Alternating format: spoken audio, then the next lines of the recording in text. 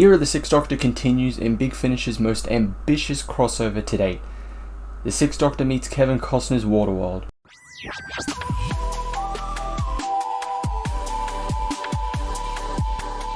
The oldest question in the universe is no longer Doctor Who.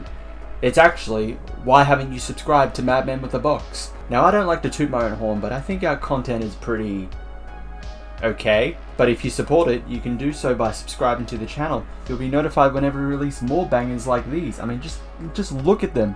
Look at the stuff you're missing out on because you didn't subscribe. Look at this one in particular.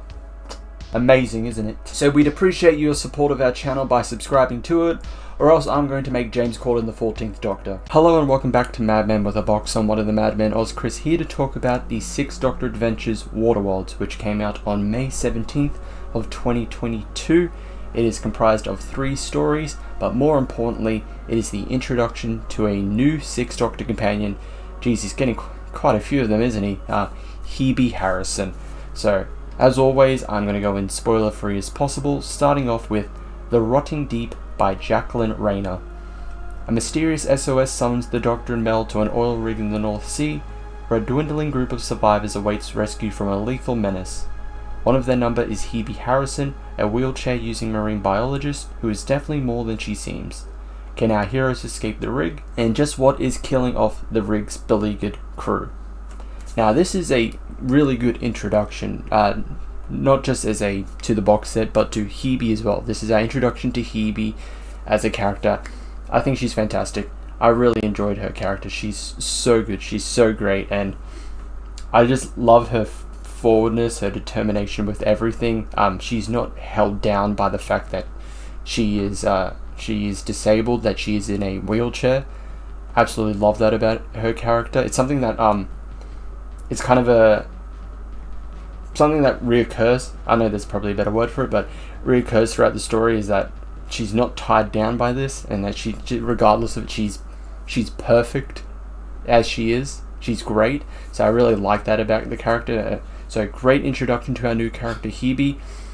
The story itself I really enjoyed. The cast and crew are great.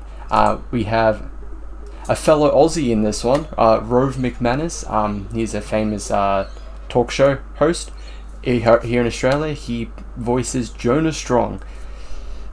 The Aussies were coming for Doctor Who. First with Tegan, now with Jonah. I need to get in there somehow. The Trinity must be complete. This is revenge for, I don't know, founding Australia. The colony's revenge. But no, Rove, everyone else in the cast did a fantastic job. I really enjoyed this story. Moving on to The Tides of the Moon by Joshua Pruett. For Hebe's first trip in the TARDIS, the Doctor and Mel take her to the nearest available water world, the Moon, 2 billion years in the past. Its advanced humanoid inhabitants, the Gillians, are terrorized each night by their monstrous enemies, the Shiga. Even more worrying is that in a matter of hours, this ocean world will be laid waste by the gravitational interference of the blue-green planet next door. Now, for Hebe's first trip, as it says, this was fantastic. It throws Hebe into the whole, she is enamored by where she is, and because of what we've seen of Hebe as a person, she kind of just goes out on her own. She's just, like I said, she's completely enamored by the setting, so she thinks she knows best. She kind of ignores the warnings from Mel, who's definitely a bit more experienced with adventures with the Doctor. So now Hebe knows best. She goes off, learns that, she doesn't know everything. And so yeah, midway through the story, she comes to rely a bit more on Mel and the Doctor. I think that's fantastic. It's great building more of her character. The story itself I really enjoyed. The twist with the story I did not see coming. I found that very fascinating, and overall I really enjoyed the story as well, which leaves us to our finale, Maelstrom by Jonathan Morris. The Doctor, Mel and Hebe visit the archipelago world of Veludia, only discover a planet beset by electromagnetic storms, almost got me there, where 3 survivors traverse the seas in a ramshackle township. These survivors are corpses, bodies used as hosts for minds stored in the vessel's mind drive, and the Doctor, Mel and Hebe are seen as welcome replacements. But there's something lurking in the waters below, something of rage and power that wishes to destroy them all, the Maelstrom. Now this was a really good finale. I really enjoyed this story as well. I like the idea of the corpse. They're just, as they say, bodies used as hosts for minds stored in the vessel's mind drive. So essentially they swap minds with people best suited for different situations, certain tasks. So essentially they are just a person can have multiple careers. Finally. I can make my parents proud. But no, like, I really like the idea of the corpse. I like the story itself, and it has a nice little cliffhanger at the end, which makes me want. Which I'm like, oh come on, don't leave it on a cliffhanger. You're just getting really, really, really good. But it leaves me wanting more, which I will definitely continue with. So overall, with Waterworlds, I was thoroughly enjoyed with it. I think this is a fantastic box set.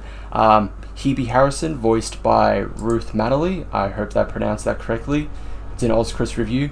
I probably didn't, but she did a fantastic job as Hebe. I really enjoyed her character, and I can't wait to see more. Like, I'm really excited to see more of this trio. For the Sixth Doctor, Mel and Hebe. So I know there's an interludes coming out.